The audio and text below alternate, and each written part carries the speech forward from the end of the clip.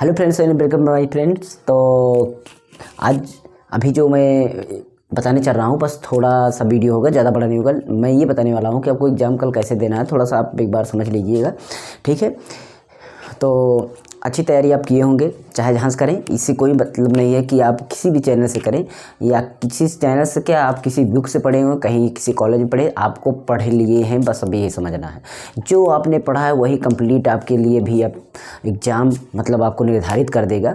तो आप ज़्यादा परेशान मत होइए। सबसे पहले पॉइंट है कि आप परेशान अपनी दूर करिए, मतलब परेशानी जो भी है ना अपनी वो दूर कर दीजिए, क्योंकि अगर आपको परेशान रहेंगे तो आप वो अभी जो बचा है 2-4 घंटे 10 घंटे ना, वो भी इसमें भी डिस्टर्ब हो जाएंगे, तो आप कुछ भी नहीं लिख पाएंगे कल, ठीक है। तो कॉन्फिडेंस ये बनाइए कि एकदम अपने आप को शांत रखना है। पहले पॉइंट से आप एकदम ध्यान दीजिएगा कि अपने आप को क्या करिए, शांत कर लीजिए, आज ही शांत कर लीजिए। और ये अपने मन में ठान लीजिए कि मैं एग्ज़ाम में करके आऊँगा, भले ही नहीं पढ़ा हूँ पर मैं क्वेश्चन को छोड़ूंगा नहीं, क्वेश्चन में मैं कुछ न कुछ बनाकर ही लिख दूंगा, लेकिन लिख के आऊँगा। ध्यान दीजिएगा, और मैं वो सारे पॉइंट भी क्लियर कर दूंगा जो हिंदी में आप पास भी हो जाएंगे, ठीक है। एकदम क्लियर आपने अपने मन में ठान लिया कि मैं पास हो जाऊंगा, ठीक है। तो क्या करना, अभी कलम वगैरह सभी ले लिए हैं, तो कलम का यूज आप कर सकते हैं। देखिए, एक आप काली ले सकते हैं, ठीक है, दूसरी आप नीली ले सकते हैं, तीसरी आप गुलाबी ले सकते हैं। मैंने रेड लिखा है, गुलाबी ले सकते हैं, ठीक है। या अब एक और ऑप्शन मैं देता हूँ, इस काली की जगह आप कत्थी ले सकते हैं, कत्थे पेन जो होता है, स्केच जो होता है, और नीली की जगह आप ले सकते हैं हरी ले सकते हैं, और लाल की जगह तो मैंने गुलाबी बोला, या और कलर लाल मत लीजिएगा, हरी भी नहीं चलता, लेकिन ले सकते हैं आप। 2-3 कलर की आप क्या करिए, स्केच ले लीजिए। स्केच जो आता है कि इससे क्या होगा, जैसे मैं बता रहा हूँ कि आपको यूजेज कहाँ पर होंगे इन सभी कलरों का। जैसे देखिए, मैं यहाँ इसको गुलाबी मान के चलता हूँ। अगर इसको मैं गुलाबी मान के चलता हूँ तो आप लिखेंगे सबसे पहले प्रश्नोत्तर, ठीक है, ध्यान दीजिएगा, प्रश्नोत्तर संख्या, ठीक है, प्रश्नोत्तर संख्या 1, ठीक है, 1 लिखेंगे। एक बात और ध्यान रखना है कि एक का अगर का खंड है, मतलब एक का है, तो आप का लिखिए, क्या लिखिए, का। आप का लिख सकते हैं, यहाँ पर ऐसे ब्रेकर लगा सकते हैं, ठीक है। अगर आपका खंड में है, सेक्शन में है, तो सेक्शन आप चाहे तो वहीं पर ऊपर ही लिख सकते हैं। अगर आपको लिखना है तो खंड का, इस तरीके से, ये खंड का, और ये आपका उसमें का प्रश्न का है, ठीक है। या यहीं पर आप पीछे लिख सकते हैं कि खंड का है, किसका है, खंड का है। यहाँ पर भी आप दर्शा सकते हैं, इस तरीके से भी लिख सकते हैं। अगर आप इसको किसी भी तरीके से आपने लिखा तो आपको इसको क्या करना है, ये हो गया, किसी पेन से मैंने लिखा, दूसरी पेन से आपको क्या करना है, इसके नीचे आपको अंडरलाइनिंग करना है। पटरी से आप सीधा का सीधा अंडरलाइनिंग कर सकते हैं, ऐसे, ध्यान दीजिएगा, ऐसे ऐसे आप एक लाइन अंडरलाइनिंग करिएगा, या आपकी इच्छा है तो आप 2 लाइन की अंडरलाइनिंग करिएगा। कितनी लाइन की, 2 लाइन की, पटरी से कर लीजिएगा, ठीक है, 2 लाइन की अंडरलाइन कर दीजिए। या फिर आप क्या करिएगा, 1 लाइन की अंडरलाइन करते हैं तो आप इस तरीके से करिएगा, मैं बता रहा हूँ, इस तरीके से एक शब्द के बीच में आप ऐसे देखिए, जैसे ए शब्द है ना, तो इसके बीच में मैं स्पेस देता हूँ कुछ इस तरीके से करने के लिए। फिर यहाँ पर मैं कुछ स्पेस दे देता हूँ कुछ इस तरीके से करने के लिए, ठीक है। और यहाँ से एक शब्द शुरू है तो मैं इसको स्पेस दे देता हूँ इस तरीके से। इससे में ये पता चलता है, ये शब्द यहाँ से ऐसे और थोड़ा सा सजावट हो जाती है, सजावट हो जाएगी। अब क्वेश्चन आपका यहाँ पर हो गया, ठीक है। तो कोई स्टूडेंट होते हैं यहाँ पर आप बिंदी रख करके ऐसे ऐसे ऐसे ऐसे ऐसे इस तरीके की चीज़ें करते हैं, तो आप भी कर सकते हैं, लेकिन इससे क्या होगा, टाइम आपका लॉस होगा और आप कुछ भी नहीं कर पाएंगे। इसलिए आप इस तरीके की सजावट मत करिएगा, केवल यही करना हो तो अंडरलाइन नीचे कर लीजिएगा। मैं बता रहा हूँ जीवन परिचय लिखना, समझ लीजिए कैसे जीवन परिचय लिखा जाए। तो आपको समझ लीजिए कि यहाँ पर मैं लिख रहा हूँ जयशंकर प्रसाद। जयशंकर प्रसाद कितने नंबर पर है उसको लीजिए, सिर्फ वो आपका 2 नंबर पर है जयशंकर। तो यहाँ पर हाँ हेडिंग डालिए जयशंकर प्रसाद, क्या, जयशंकर प्रसाद, ठीक है, जयशंकर प्रसाद। ऐसे हेडिंग डालने के बाद आप इसको ऐसे ब्रैकेट में कर सकते हैं और अंडरलाइन कर सकते हैं, ठीक है। ये आपने लिखा। अब आप दूसरे कलर से आप क्या करिए, यहाँ पर आप उसका क्या करिए, जीवन परिचय लिखिए, क्या लिखिए, जीवन परिचय, ठीक है, जीवन परिचय। इस तरीके से डैश करके आप एक अंडरलाइनिंग कर दीजिएगा, ठीक है। आपका ये बिंदु हो गया, ठीक है, ये बिंदु आपका हो गया, ओके। ओके, आपका ये बिंदु हो गया। तो अब ध्यान दीजिए कि आपने जीवन परिचय लिखा। जीवन परिचय में क्या चीज़ें लिखनी होगी मैं बताता हूँ। लिखिएगा कि जो उनका जन्म हुआ, लेखक का जन्म जहाँ पर हुआ, स्थान लिखिएगा, कब जन्म हुआ, कहाँ पर हुआ, उनके माता पिता कौन थे, प्रारंभिक शिक्षा कहाँ से पाई, पूरी शिक्षा कहाँ पे की, और शिक्षा को अपने बढ़ावा कहाँ से मतलब मिला, और उसके बाद शिक्षा को मतलब कहाँ तक उन्होंने प्राप्त की, ये सारी चीज़ें लिखना। और शिक्षा को पाने के बाद उसने क्या कार्य मतलब क्या अध्यापक बने, ये सारी चीज़ें थोड़ा सा लिखने के बाद हाई मैं इंटर लोगों के लिए बता रहा हूँ। हाई स्कूल लोगों के केवल वही बस अपना मेन चीज़ें देने के बाद उसका क्या करना, कहाँ पर उनकी मृत्यु हुई वो लिख देना है बस। लेकिन इंटर वालों के लिए हाई स्कूल वालों के लिए जीवन परिचय देने के बाद क्या करना है, वहाँ पर आप रचनाएं देकर 2 रचनाएं लिख दीजिए, बस काम खत्म है। लेकिन जो इंटर वाले हैं, इस जीवन परिचय में थोड़ा सा मैंने 2 लाइन यहाँ पर आपको क्या करना है, 2-3 लाइन जब आपने लिखा, ये 3-4 लाइन लिखने के बाद आप आ जाइए। अब अगला ऑप्शन नंबर आपका है साहित्यिक परिचय। क्या है, साहित्यिक परिचय। साहित्यिक परिचय या साहित्यिक योगदान, किसी भी नाम से आप इसको बुला सकते हैं, साहित्यिक योगदान या साहित्यिक परिचय, ठीक है। तो साहित्यिक योगदान, आप सोचना है आपको कि साहित्यिक योगदान में क्या लिखेंगे। आपको याद नहीं है, मैं मान रहा हूँ कि आपको कुछ भी नहीं याद है, मैं बता तो रहा हूँ ऐसे आप लिखना है। यहाँ पर आप साहित्यिक योगदान में क्या लिखेंगे, साहित्यिक योगदान में आपको लिखना है कि उन्होंने साहित्य के बारे में मतलब इस कवि और लेखक के जीवन मतलब कवि और लेखक बनने के लिए क्या क्या किए, मतलब वहाँ पर अध्यापक रहे, उसके बाद प्रोफेसर रहे, उसके वहाँ पर उन्होंने पत्रिका लिखी, वहाँ पर उन्होंने एक बुक लिखी, बुक लिखने के बाद उन्हें एक पुरस्कार मिला, ये सारी चीज़ें साहित्य के बारे में जो भी काम किए उसको यहाँ पर लिख दीजिएगा। इसको लिखने के बाद आपका ये भी आपको मान लीजिए कि ऐसे 2-4 लाइन हो गई, 2-3 लाइन होने के बाद आप क्या करना है, अगली हेडिंग डालना है आपको कृतियाँ। क्या डालना है, कृतियाँ, ठीक है। क्या हेडिंग डालेंगे, कृतियाँ, और कृतियाँ हेडिंग डालने के बाद अंडरलाइन इसको भी कर दीजिएगा। अब इसको अंडरलाइनिंग करने के बाद इसमें कृतियाँ में आपको हेडिंग और इसमें लिखना है कि ये लेखक बहुत सारे कहानी और उपन्यास ये सब निम्नलिखित हैं। तो आप यहाँ पर हेडिंग डाल के लिख दीजिएगा उपन्यास, इसमें लिख दीजिए उपन्यास को लिख दीजिएगा निबंध संग्रह, निबंध संग्रह। उसके बाद आपका कहानी संग्रह, कहानी संग्रह, कहानी संग्रह, ठीक। इसके बाद आपका कहानी संग्रह के बाद हो जाएगा, जैसे कभी कभी आ जाता है आलोचना, समालोचक, कुछ भी बहुत सारी चीज़ें आती हैं, तो आप इन सबको लिख सकते हैं। 2-3 हेडिंग आप बांट करके इसमें से अपने को दे देना है। तो इस तरीके से आपको जीवन परिचय लिखना है। आप कभी परिचय रहे तो आप यहाँ कभी परिचय दीजिए, बस इसी तरीके से आपको लिखना है, ज़्यादा नहीं लिखना, बस इतना लिख देना है आपको इंटर वालों के लिए। ये मैंने जीवन परिचय को क्वेश्चन को मैंने बताया कैसे। अभी आपकी कॉपी है, मैंने बोर्ड को कॉपी माना, तो आपको इधर क्या करना है, 1 लाइनिंग खींच देना है। चाहे आप इच्छा हो तो आप 2 लाइनिंग खींच सकते हैं। कितनी लाइन, 2 लाइन खींच सकते हैं, ठीक, 2 लाइनें खींच सकते हैं। एक इधर लाइन अगर आपकी इच्छा है तो इधर भी 1 लाइन खींच सकते हैं, नहीं इच्छा है तो मत खींचिएगा, ठीक है। आपकी अगर नहीं इच्छा है तो मत खींचिएगा, ठीक है। इस तरीके से आप लिख देना अपना जीवन परिचय। या अब आता है आपको क्वेश्चन बहुविकल्पी कैसे लिखें और अतलेख उत्तरी कैसे लिखें, हेडिंग वाले क्वेश्चन कैसे लिखें, ये भी ये हम बताते हैं। अब आपको क्या करना है, जैसे मान लीजिए आपका क्वेश्चन कुछ इस तरीके से है। एक मैं लेता हूँ बहुविकल्पी क्वेश्चन। कौन सा क्वेश्चन लेता हूँ, बहुविकल्पी क्वेश्चन, जिसको ऑब्जेक्टिव टाइप बोलते हैं। तो इसको कैसे लिखना है, ऑब्जेक्टिव टाइप क्वेश्चन जो भी हो उसको आप लिखने का खंड का खा आप आगे लिख दीजिएगा। तो आपको क्या करना है यहाँ पर, ठीक है, ये आपका क्वेश्चन नंबर 1 है, इसमें बहुविकल्पी रहेंगे तो आपको बहुत सारे क्वेश्चन होंगे, बहुत सारे क्वेश्चन होंगे, ठीक है, आपको पता है। इसमें आपका का होगा, खा होगा, ठीक है, गा होगा, घा होगा, ऐसे हो गए ना क्वेश्चन होते हैं बहुविकल्पी।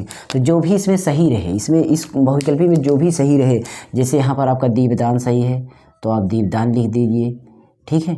अगला सही चिन्ह लगाना लगा सकते हैं, मत लगाइए, कोई दिक्कत नहीं है। यहाँ पर आपका गोदान सही है तो आप गोदान लगाइए। यहाँ पर आपका रीतकाल सही है तो रीतकाल लगाइए। जो भी ऑप्शन में सही हो वही ऑप्शन आपको यहाँ पर दे देना है, ठीक है। ध्यान दीजिएगा, आपको वही चीज़ यहाँ पर देना है। यहाँ पर मान लीजिए यहाँ पर नाटक सही है तो नाटक लिखिए, जो भी सही है आपको वहाँ पर। और सभी का विकल्प केवल लिखना है, बहुविकल्प में जो भी सही होता है वही विकल्प ले दीजिए का खा बांट करके, जिससे पता चले कि का में ये दीपदान सही है, गा में ये सही है, उसमें ये सही है। मतलब अगर यहाँ पर का खाना हो, अगर 1 2 3 हो तो 1 में 2 में 1 में का सही है तो आप का लिखिए, 2 में आपका गा सही है तो आप गा लिखिए, ऐसे लिखिए। तो आपको इस तरीके से ऑब्जेक्टिव टाइप का लिखना है। ऑब्जेक्टिव टाइप हो गया आपका। मान लीजिए आपका आ जाता है किसी दूसरी तरीके क्वेश्चन आपको है, तीसरा क्वेश्चन है मान लीजिए, अब आगे आपका व्याख्या है। तो संदर्भ सहित व्याख्या है। तो क्या करना है, पहले देखना है पैराग्राफ कहाँ से है। तो क्वेश्चन उसके नीचे पूछा रहेगा, क्वेश्चन के नीचे पूछा रहेगा तो पहला रहेगा संदर्भ, तो आप संदर्भ लिख देना। ठीक है, क्या लिख लेना, पहले संदर्भ लिखने से पहले आप लिख सकते हैं संकेत। संकेत तो वो पैराग्राफ कहाँ से कहाँ तक है उसको लिख सकते हैं।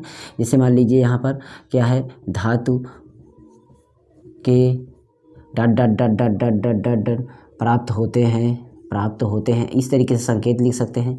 अब यहाँ पर संदर्भ डालेंगे हेडिंग, और इसके अंदर जो भी हमें संदर्भ पूछा गया उसमें पाठ का नाम पूछा जाएगा। तो अब प्रस्तुत पद्यखंड या प्रस्तुत गद्यखंड या गद्यांश हमारी पाठ्यपुस्तक गद्यखंड भाग से लिया गया है। इस गद्यखंड के इस पाठ से लिया गया भारतीय संस्कृत, या आप जो भी पाठ का नाम देना जो भी हो उसका पाठ का नाम लिया गया है। इसके लेखक ये भगवत सरल उपाध्याय जी हैं। मतलब इस तरीके से आपको दे देना है। ये आपका संदर्भ हो जाएगा। संदर्भ के बाद आपको प्रसंग लिखना है, प्रसंग लिख सकते हैं, और व्याख्या करेंगे, व्याख्या भी कर सकते हैं। डायरेक्ट आपको व्याख्या किसकी करना होता है, जब रेखांकित अंश की व्याख्या हो। ये आपका क्वेश्चन नंबर 1 में रहेगा, तो इसको आपको लिखने की कोई ज़रूरत नहीं है। आप व्याख्या में वो देखें, क्वेश्चन नंबर जो 2 रहेगा लगभग, पहला रहेगा संदर्भ, क्वेश्चन नंबर 2 रहेगा व्याख्या, उसके बाद 2 क्वेश्चन और रहेंगे जो भी उत्तर उनका भी बहुत बड़ा नहीं देना है, पढ़ना है। पढ़ने के बाद आपको क्वेश्चन उसी पैराग्राफ में से छोटा क्वेश्चन जैसे बोला जाता है उसमें ये किससे संबंध है, किससे मतलब किसी एक बात से, तो आप एक ही बात लिख सकते हैं, या फिर ये इससे संबंध है, इस तरीके से।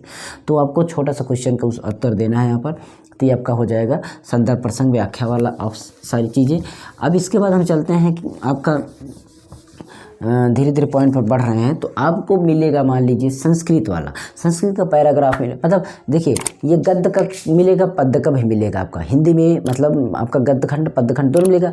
तो सेम इसी तरीके से आपको संस्कृत में मिलेगा, मतलब संस्कृत इसमें संस्कृत रहता है ना आपका हिंदी में, तो संस्कृत का आपका एक गद्य का मिलेगा, एक मतलब पद्य का मिलेगा।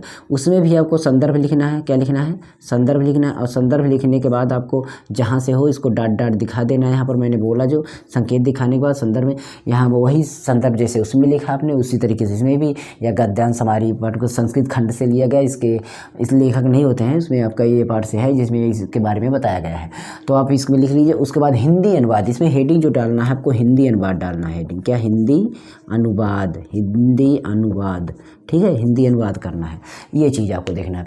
हिंदी अनुवाद लिखेंगे। इसके बाद हमें क्या करना है, ये हमारा संस्कृत वाला हो गया ऑप्शन, ये गद्य आएगा तो गद्य में भी, और पद्य आएगा तो पद्य में भी। एक श्लोक आपका रहेगा, मान लीजिए श्लोक याद कर लेना 10 वालों के लिए, ठीक है, और 12th वालों के लिए तो अपना समझते हैं क्या क्या करना है। अब हम पहुंचते हैं, मान लीजिए आपका देखिए हाई स्कूल में तो आपका OMR शीट में आपका आ गया रस अलंकार, सब उसमें से आपका पूछा जाएगा। लेकिन जो इंटर में है ना उनके लिए मान लीजिए आ जाता है अलंकार आएगा, आपका रस आएगा और आपका छंद आएगा। ठीक है, मान लीजिए अलंकार आया है तो आपका अलंकार 2 अलंकार का ऑप्शन मिला है, आपको आ रहा है रूपक अलंकार। तो आप क्या कर सकते हैं, यहाँ पर आपको रूपक अलंकार ऐसे लिखना है, रूपक अलंकार, ठीक है, ऐसे करके अंडरलाइन कर देना है। अब यहाँ पर लिखना है परिभाषा। क्या लिखना है, परिभाषा। आप परिभाषा में आप दे सकते हैं कि जहाँ पर रूपी और उपमान का आरोप रहित आरोप किया जाए, या उसमें किसी रूप का वर्णन किया जाए, जो भी परिभाषा है आप परिभाषा लिखिए। परिभाषा लिखने के पर यहीं पर देखिए इसी में आपका आएगा उदाहरण, तो आप यहाँ पर उदाहरण दूसरे कलर से लिखिएगा ताकि उदाहरण एक परिभाषा के अंदर ही आएगा। तो ये उदाहरण हो गया, उदाहरण दे दीजिएगा। फिर आएगा स्पष्टीकरण। स्पष्टीकरण आप अपने अच्छे कलर से लिखिएगा, जो भी जिस तरीके से आपने परिभाषा लिखा है तो ये आप स्पष्टीकरण लिख सकते हैं। यहाँ पर आप डैश करके स्पष्टीकरण को दे दीजिएगा। तो ये काम आपको अलंकार में देना है। यहाँ पर आपका अलंकार अगर आपको जो भी आ रहा है उसको नाम लिखिएगा। छंद आएगा तो यहाँ पर लिख दीजिएगा चौपाई छंद, और परिभाषा, उदाहरण और स्पष्टीकरण, उसका व्याख्या। यहाँ पर अगर आपका रस आता है तो यहाँ पर करुण रस, वीर रस लिखने में परिभाषा, उदाहरण, स्पष्टीकरण, तीनों में यही काम करना है। और हाई स्कूल में तो कुछ भी नहीं करना, हाई स्कूल में आता ही नहीं है तो क्या मतलब। ये हो गया आपका ये सारा ये चीज़ें, ठीक है। इसके बाद हमें क्या करना है, अगर आपका मान लीजिए क्वेश्चन आता है, मान नहीं लेना है, वो आएगा, आपका आता है क्या एप्लीकेशन, मतलब आवेदन पत्र आता है, प्रार्थना पत्र। प्रार्थना पत्र में हमें लिखना है जिसको जिलाधिकारी के बारे में ज़्यादा प्रदूषण, जल प्रदूषण, ध्वनि प्रदूषण या सफाई कर्म के लिए कुछ भी दिया जाता है, तो यहाँ पर आपको सेवा में लिखना है। जब तो सेवा में लिखने के बाद आपको क्या करना है, कॉमा लगाना। फिर यहाँ पर जिलाधिकारी है तो जिलाधिकारी जिसके पास हो आप उसको लिख सकते हैं, यहाँ पर, और इस जिलाधिकारी का नाम और वो कहाँ पर रहता है। जैसे मान लीजिए कटनी में है तो आप कटनी लिखिए, कटनी लखनऊ मान लीजिए जहाँ पर है वो जगह का नाम। यहाँ लिखने के बाद आप क्या कर देना है, यहाँ पर आपको विषय लिखना है बीच में। ध्यान दीजिएगा विषय आपको उस पेन से लिखना है जो जिसे लिखेंगे, ये वाली पेन आप यूज़ करने लगा मोटी। विषय के यहाँ पर आपका स्वास्थ्य सफाई के लिए जिलाधिकारी को पत्र, जो भी होगा जिलाधिकारी को पत्र ये लिखेंगे। फिर आप यहाँ पर महोदय लिखेंगे। क्या लिखेंगे, महोदय। यहाँ पर इसी के सीध में लिखेंगे महोदय, ठीक है, कामा लगाएंगे। फिर यहाँ पर निवेदन है कि ठीक है, डट डट डट डट जो भी लाइन होगी आप ऐसे ऐसे लाइन यहाँ से आते जाइएगा लास्ट में। अब जब ये निवेदन जो किया आपने ख़त्म हो गया, फिर बताएंगे अगर आप ये कार्य करते हैं तो मैं आपका आभारी रहूँगा। ये सारी चीज़ें बताएं, मैं आपको अच्छा रहेगा ये सारी चीज़। तो आप यहाँ से शुरुआत फिर करिए, यहाँ से आप 1-2 लाइन लिखिए और आप ये कार्य करने की कष्ट करें। तो यहाँ लिखने के बाद आपका यहाँ पर आपका लिख सकते हैं, मतलब आपका प्रार्थी, आपका नागरिक, आपका जो भी आपको हो, आपका ये जो भी है, तो आप यहाँ पर लिख सकते हैं। तो यहाँ पर नाम लिखेंगे, और अगर जिलाधिकारी को दे रहे तो अपना ग्राम भी लिखना हो तो ग्राम भी लिखना होगा। यहाँ पर नाम भी लिख देंगे, XYZ जो भी हो, नाम मत लिखना, कुछ भी लिख देना। और यहाँ पर आपका थैंक यू, धन्यवाद देना है सबसे पहले नंबर, धन्यवाद देने के बाद यहाँ पर दिनांक लिखना है। क्या लिखना है, दिनांक। ये चीज़ें आपको ध्यान देना है कि इस तरीके से आपको पत्र को हैंडल करना है, ठीक है। तो आप एक बार कर लेंगे। अब कैसे कैसे करना मैं समझा दिया आपको। अब आता है आपका निबंध अगर आता है तो आपको निबंध कैसे लिखना है, देखिए निबंध मैं बता देता हूँ। बहुत जल्दी मैं सोच रहा हूँ कि कवर करूँ, बहुत बड़ा वीडियो ना बनाऊँ, ताकि आपको समझ में आ जाए। निबंध आपका आता है, मान लीजिए वायु प्रदूषण पर, तो आप उसका नाम लिख दीजिएगा ऐसे, जैसे वायु प्रदूषण। तो वायु प्रदूषण पर निबंध आ रहा है, आप ऐसे बढ़िया से इसको ब्रैकेट में बंद कर दीजिए ताकि आपको। अब यहाँ पर है निबंध, तो यहाँ पर आपको लिखना है सबसे पहले प्रश्न रूपरेखा। क्या लिखना है, रूपरेखा लिखेंगे। रूपरेखा में क्या करना है, रूपरेखा में जितनी भी हेडिंग आपको लिखना है उसको आप यहाँ पर दे दीजिए। जैसे वायु प्रदूषण है, सबसे पहले नंबर हेडिंग आपकी आएगी, नंबर 1 पर प्रस्तावना। क्या आएगी, प्रस्तावना। फिर नंबर 2 पर वायु प्रदूषण से हानि, ठीक है। तीसरा आपका वायु प्रदूषण के स्रोत, के स्रोत। इसी तरीके से आपको 4 हेडिंग, फिर 5 हेडिंग, ऐसे ऐसे जाना है डट डट डट के। लास्ट वाली हेडिंग वाली ये 7 हेडिंग, पहली वाली हेडिंग याद कर लेना प्रस्तावना होगा, लास्ट वाली हेडिंग उपसंहार होगी, ठीक है। इन दोनों को जरूर समझिएगा। प्रस्तावना में इंट्रोडक्शन है, मतलब इसके बारे में शुरुआत क्या है बस ऐसे बता देना है। उपसंहार में आपको उसका निष्कर्ष बताना है बस। अब यहाँ पर क्या करेंगे, इसी में से एक एक हेडिंग उठाएंगे और एक एक करके लिखेंगे। नंबर 1 प्रस्तावना, प्रस्तावना डैश करेंगे, और 1 2 3 लाइन ऐसे लिखने के बाद जो भी होगा, फिर से हम आ जाएंगे दूसरा नंबर वायु प्रदूषण के हानि, ठीक है। यहाँ पर डैश करेंगे इसको भी। तो ज़्यादा नहीं लिखना, अगर आप 6-7 हेडिंग बनाए रहेंगे तो आप लिखेंगे ना तो पूरी आपकी कॉपी 2-3-4 पन्ना भर जाएगा, आपको भर जाने हैं, ठीक। तो ये चीज़ हो गया आपका क्या, निबंध हो गया। अब इसमें देखिए और सारी चीज़ें जो भी छोटी चीज़ें आती हैं, मुहावरा वगैरह लिखना है तो मुहावरा को भी मैं बता देता हूँ कि मुहावरा कैसे लिखा जाएगा। जैसे देखिए मान लीजिए मुहावरा आता है तो आपको क्या करना है, जैसे आपका आ गया अंधे की लाठी क्या 9 2 11 होना, मान लीजिएगा 9 2 11 होना, ठीक है। ये आ गया मान लीजिए, तो इसको लिखिए। फिर यहाँ पर आप इस दूसरे पेन से लिखिएगा, ये हो गया दूसरे 9 2 11 हो जाना, 9 2 11 हो जाना, ठीक है। सॉरी भाग जाना, इसको लिख दिए। तो आप यहाँ पर इसको ब्रैकेट में लिख दिए मान लीजिए। तो यहाँ पर अनुवाद वाक्य प्रयोग मत करिए, वाक्य प्रयोग यहाँ से शुरू करिएगा कि पुलिस को देखकर चोर 9 2 11 हो गए, ठीक है। इस तरीके से आप यहाँ पर लिख दें। तो आपको ये आपका मुहावरा इस तरीके से एडजस्ट कर लीजिएगा। तो मैं शॉर्ट चीज़ें में घुमा के मैंने सोचा कि एक बार कवर करा दूँ। अब देखिए काम क्या करना है, मान लीजिए अपने सारे प्रश्न कर दिए, अब आपको प्रश्न नहीं आ रहा है, समझ लीजिए कि अच्छी तरीके से नहीं आ रहा है, तब क्या करिएगा आप, फिर भी जो भी क्वेश्चन आ रहा है उसको अच्छी सफाई से पहले शुरुआत के, बाद में जो नहीं आ रहा है उसको आप बाद में लिखिएगा। पाठ का नाम नहीं आ रहा है अगर आपका गद्यखंड पद्यखंड में, तब भी आप संदर्भ को गलत करेंगे पर व्याख्या तो कर देना।